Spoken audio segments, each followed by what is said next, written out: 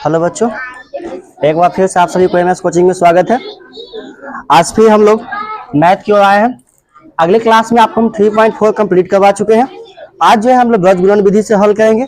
आपको बताया थे समीकरण निकालने का 3 विधि होता है, प्रतिस्थापन विधि, विलोपन विधि और ब्रज गुणन विधि। हम आपके अगले क्लास में जो इसके पहले वाले क्लास में जो है प्रतिस्थापन विधि और विलोपन विधि को हल करवा चुके हैं। आज जो हम लोग हल करेंगे बाबू वो ब्रज गुणन विधि से हल करेंगे।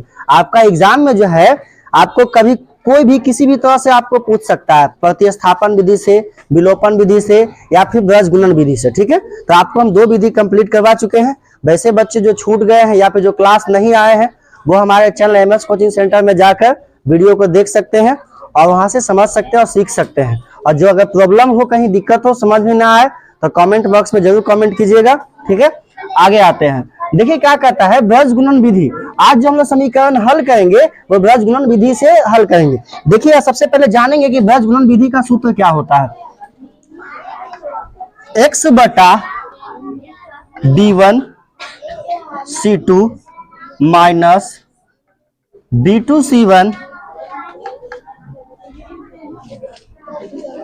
c1 a2 minus c2 a1 बराबर 1 बटा a1 b2 minus a2 b1। ठीक है बाबू, अब देखिए यहाँ ध्यान दीजिएगा, बहुत सा बच्चा को ऐसे याद करने में दिक्कत हो जाता है। बहुत से बच्चे ऐसे हैं जिसको समझ से परे चला जाता है, तो उसको करना क्या है, देखिए आप अपने तरीका से भी सूत्रों को तैयार कर सकते हैं। इसके लिए देखिए आपको साइड में बताते हैं, इसको क्या x मानिए, इसको क्या मानना है y, यहाँ क्या मानना है। ठीक है, इसमें लिखेंगे बाबू यहाँ पर b1, ये क्या आ जाएगा b2 c1 c2 a1 a2 b1 b2। अब आपको अगर गुना करने के लिए आता है तो देखिए आसानी से इसको गुना करके जो है हल कर सकते हैं। देखिए जैसे अगर इधर लिख देते हैं यहाँ पर, चलिए इधर आइए, ये हो गया x, ये हो गया y और ये हो गया 1। ये क्या हो जाएगा b1, ये क्या हो जाएगा b2 और ये हो जाएगा c1 और ये हो जाएगा c2 और यहाँ कितना हो जाएगा a1 और ये हो जाएगा a2 और यहाँ हो जाएगा b1 और b2। देखिए ऐसे अगर आपको सजाने के लिए आ जाएगा तो आप आसानी से इसको निकाल सकते हैं। जैसे देखिए आपको क्रॉस मल्टीप्लिकेशन गुना करने आता है ना, तो बस ऐसे ही करना है। इसमें भी देखिए ऐसे ऐसे हुआ ना क्रॉस मल्टीप्लिकेशन गुना। अब देखिए फिर इसी प्रकार से करना है, लेकिन याद रखिए जहां जहां तीर दे रहे हैं उसको हमें याद करते जाना, नहीं तो आप भूल जाइएगा। ठीक है, देखिए तो सर्वप्रथम जो है बाबू इसको ऐसे किए थे, तो देखिए x बटा क्या हो जाएगा b1 c2 माइनस, अब इसको इसके साथ गुना किए थे तो क्या आया b2 c1 बराबर क्या हो जाएगा y बटा, अब देखिएगा बाबू y इसको इसके साथ गुना है ना, तो c1 क्या हो जाएगा c1 a2 माइनस, अब इसको इसके साथ गुना करेंगे तो c2 a1 बराबर, अब देखो a1 b2 minus a2 b1। आप मिलाइए, देखिए आप इसका आसानी से इस तरह से सूत्रों को निकाल सकते हैं। ठीक है, आपको बेसिक कुछ जानकारी दे दिए ताकि आपको पता रहे कि अब सूत्रों को कैसे निकाला जाता है और कैसे इसको समझेंगे। ठीक है, अब जो हम इसका क्वेश्चन चलते हैं, एनसीईआरटी हल चल रहा है। एनसीईआरटी के 3.5 में आते हैं कि देखिए 3.5 में इसका क्वेश्चन क्या कहता है। ठीक है, इसमें क्वेश्चन कहता है कि निम्नलिखित रैखिक समीकरणों के युग में से किसका अद्वितीय हल है, किसका कोई हल है या किसका अपरिहार्य रूप से अनेक हल है। अद्वितीय के हल की स्थिति में उसे विधि से हल कीजिए। यानी जो अद्वितीय के लिए सत्य बताए थे ना कि अद्वितीय के लिए क्या होता है, और कोई हल के लिए नहीं होता है, अपरिमित रूप से कौन होता है बताए थे ना इस तरह का। तो देखिए यहां ध्यान दीजिएगा, आते हैं इसकी पहला क्वेश्चन में। ठीक,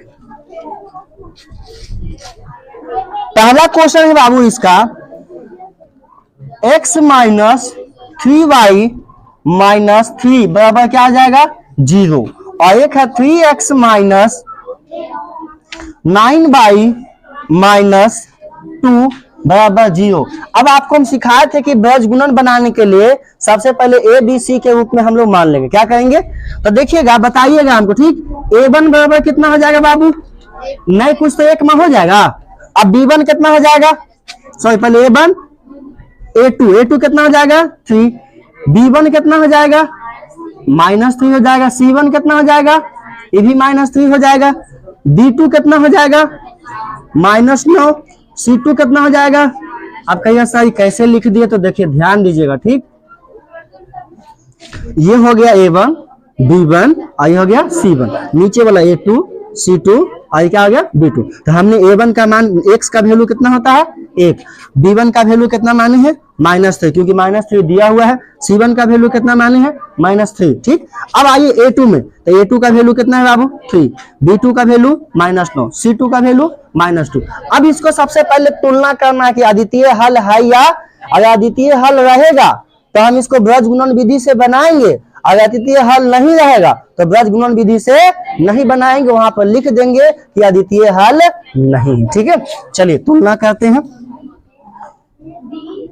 1/3 हो जाएगा बाबू, और ये कितना हो जाएगा -3/-9 बराबर -3/-2। ठीक, इसको करिए माइनस से माइनस कट जाएगा, 3 तिया 1/3। देखिए 1/3 बराबर 1/3। अब बता क्या -3 -2 है ना, तो माइनस से माइनस तो कट गया, 3/2 क्या बताती बराबर है 1/3, 1/3 बराबर है, लेकिन ये बराबर नहीं है। तो हमारा कौन सा सूत्र लागू हो रहा है, A1/A2 equal to B1/B2 equal to not C1/C2। ये कौन सा हल हुआ बाबू, कौन सा हुआ? तो इसका कोई, इसका क्या होगा, ब्रज गुणन विधि से हल नहीं होगा। लिखिए यह अद्वितीय हल नहीं है। जो पूछ रहा है कि जिस अद्वितीय हल है किसका कोई हल नहीं है, तो लिखिए अद्वितीय हल नहीं है। क्या है? अद्वितीय हल नहीं है। ठीक है, जब आपको बताए थे कि प्रश्न से कह रहा है कि जब अद्वितीय हल नहीं रहे तो इसका हमको क्या करना है, ब्रज गुणन विधि से नहीं बनाना है। और जिसका हल जैसे कि क्या बताए थे, संपाती हो। आप एक और पहला क्या बताए थे, हाँ, अगर उस रूप में रहेगा तो हम इसको ब्रज गुणन विधि के द्वारा हल करेंगे, अगर नहीं रहेगा, अगर इस रूप में रहे तो इसको क्या लिखेंगे, अद्वितीय हल नहीं है, इसलिए इसका ब्रज गुणन विधि से हल नहीं हो सकता। ठीक है, हम लोग पहला क्वेश्चन को कंप्लीट कर चुके हैं। अब इसका बढ़ेंगे हम लोग दूसरा प्रश्न की ओर। क्या प्रश्न की ओर? दूसरा प्रश्न की। दूसरा प्रश्न जो है, देखिए दूसरा प्रश्न क्या कहता है, 2x + y = 5, 3x + 2y = 8। इसको सबसे पहले क्या करते हैं, बराबर से इधर लेके चलाते हैं। ठीक, तो आप यहाँ देखिए, ध्यान दीजिएगा बाबू, 2x + 5, बताइए बराबर में प्लस में है कि माइनस में, तो इधर आ जाए तो क्या आ जाएगा -5 बराबर क्या हो जाएगा 0। अब देखिए यहाँ नीचे देखेंगे, 3x + 2y, बताइए प्लस में है कि माइनस में, तो इधर आएगा तो क्या आ जाएगा माइनस में, 8 बराबर क्या आ जाएगा। और आपको बताया था कि पहले A1 B1 लिख लेते हैं, A1 B1 जरूर लिखिएगा ताकि आपको बनाने में आसान हो। जैसे देखिए A1 बराबर कितना हो जाएगा बाबू, आप लोग भी बोलते जाइएगा, ठीक।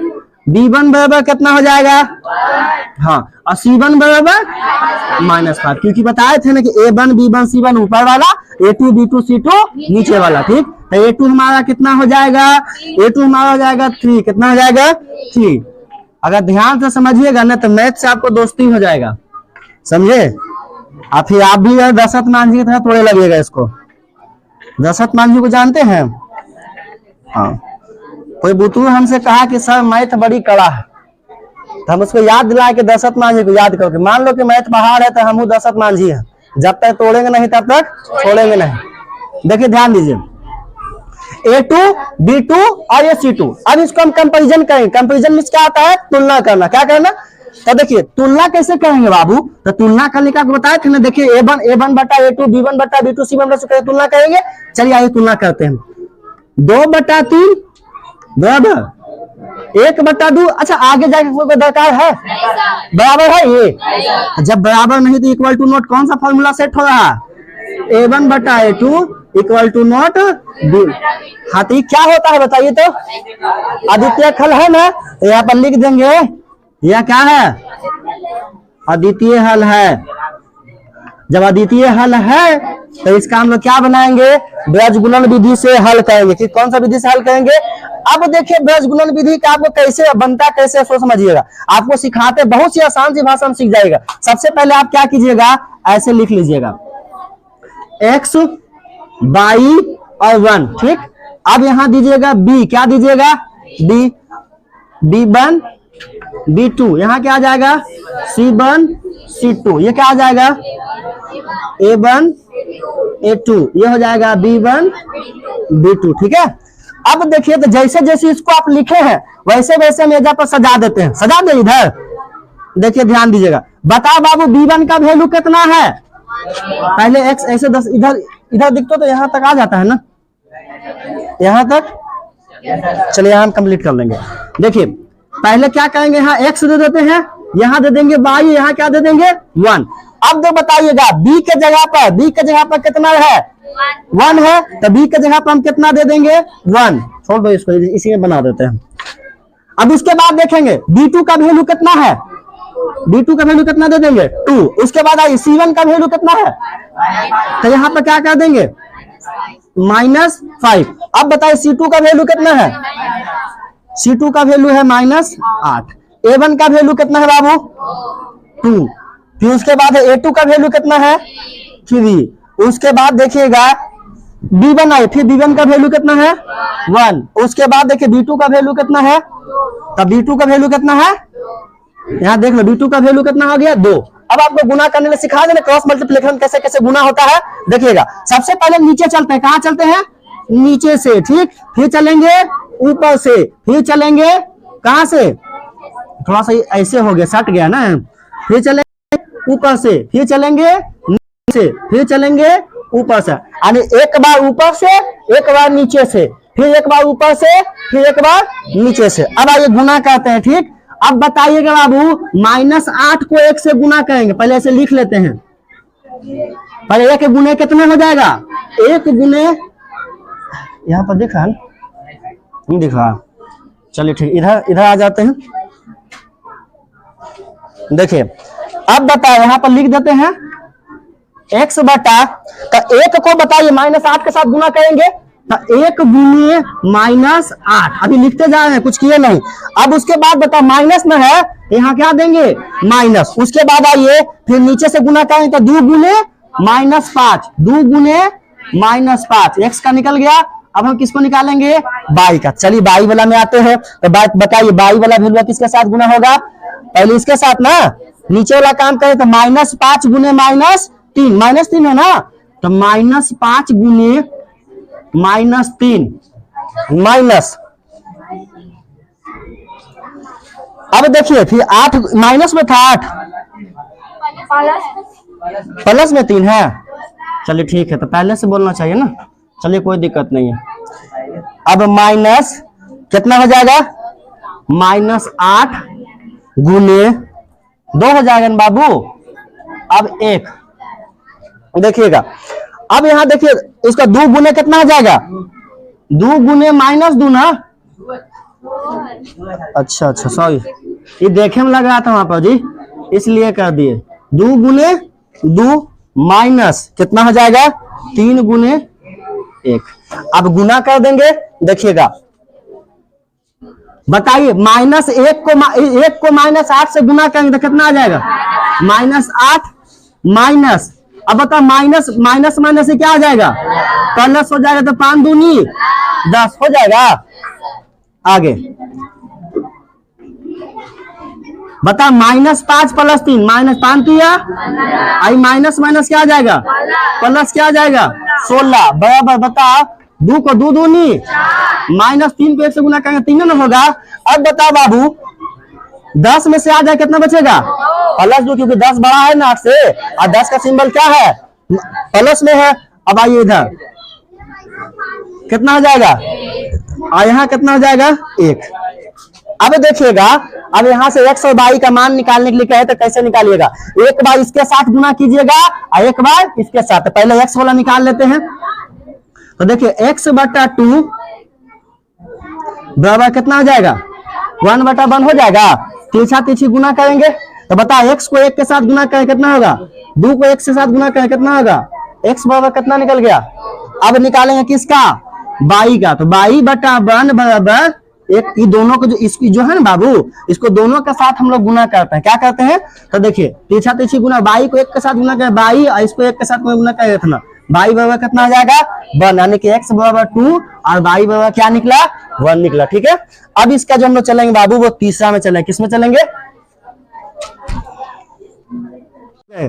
एक्सरसाइज 3.3 के पहला का तीसरा प्रश्न हम लोग हल करेंगे। ठीक है, तो देखिए हल करने से पहले सबसे पहले इसको जांच कर लेंगे या द्वितीय हल है या नहीं है। ठीक है, इसको हल करने सबसे पहले हम क्या करेंगे, मानेंगे a बराबर कितना हो जाएगा, b बराबर -5, c बराबर दर्शा देते हैं -20। अब बताइए a2 बराबर कितना हो जाएगा 6, b2 बराबर, c2 बराबर -40। अब इसको तुलना करके देख लेते हैं, अगर द्वितीय हल रहेगा तो बजगुणन विधि से बनाएंगे और नहीं रहेगा तो छोड़ देंगे। ठीक, देखिए 3/6 बराबर -5 बटा -10 बराबर -20 बटा -40। 3 दूनी 5 दूनी 20 दूनी क्या क्या आया 1/2 बराबर 1/2 बराबर 1/2। देखिए तो बराबर है, तो यहाँ पर तो उससे एक हल होगा, तो लिख देते हैं अपरिमित रूप से।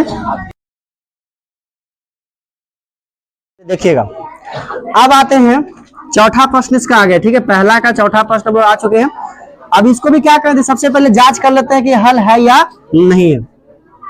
तो देखिए a1 बराबर कितना हो जाएगा, b1 बराबर, c1 बराबर, और इसके बाद a2 बराबर कितना हो जाएगा बाबू 3, b2 बराबर कितना हो जाएगा -3, c2 बराबर कितना हो जाएगा। तो आपको बताया था ना a1 b1 कौन होता है, ऊपर वाला a1 b1 c1 और नीचे वाला a2 b2 c2। आगे ध्यान दीजिएगा, देखिए अब इसको क्या करते हैं, पहले मिला लेते हैं 1/3 बराबर -3 बटा -3। क्या ये बराबर है, अगर काटेंगे तो 1/1 बराबर है नहीं है। ठीक है, a1 बटा a2 इक्वल टू b1 बटा b2, इसका द्वितीय हल होगा ना, लिखना यह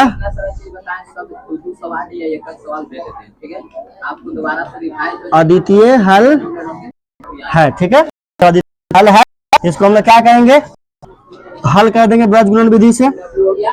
देखिए पहले क्या है b1, तो बता b1 का वैल्यू कितना है -3 गुने, उसके बाद क्या है c2 का वैल्यू कितना है -15, जैसे कहता है उसी से कहता जाए। उसके बाद क्या है b2, तो b2 का वैल्यू कितना है -3, और उसके बाद क्या है c1 का वैल्यू कितना है